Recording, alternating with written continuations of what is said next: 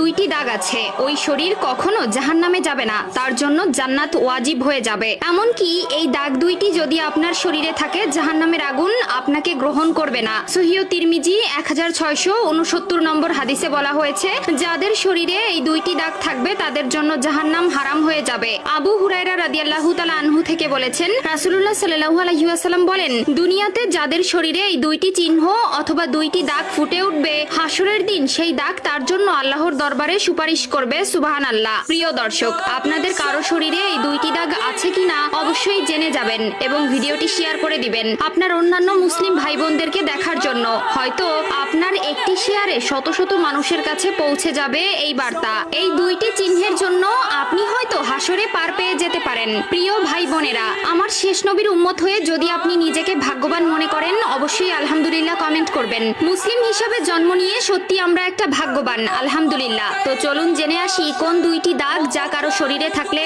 আল্লাহ তাআলা তাকে মাফ করে দিবেন। 1 নম্বর দাগ হলো, রাসূলুল্লাহ সাল্লাল্লাহু আলাইহি ওয়াসাল্লাম বলেছেন, যে ব্যক্তি জিহাদের ময়দানে আল্লাহকে খুশি করার জন্য, আল্লাহর দ্বীন কায়েম করার জন্য অথবা আল্লাহর সন্তুষ্টি অর্জনের জন্য যে ব্যক্তি শত্রুর মোকাবেলা করতে গিয়ে শত্রুপক্ষের আঘাতে তার শরীরে ছোট্ট একটা দাগও যদি হয়ে যায়, তার জন্য জান্নাত ওয়াজিব হয়ে যাবে। এই দাগওয়ালা শরীরকে আল্লাহ তাআলা অনেক ভালোবাসেন। এই দাগ থাকার কারণে কিয়ামতের ময়দানে আল্লাহ তাআলা তাকে জান্নাতে দিয়ে দিবেন।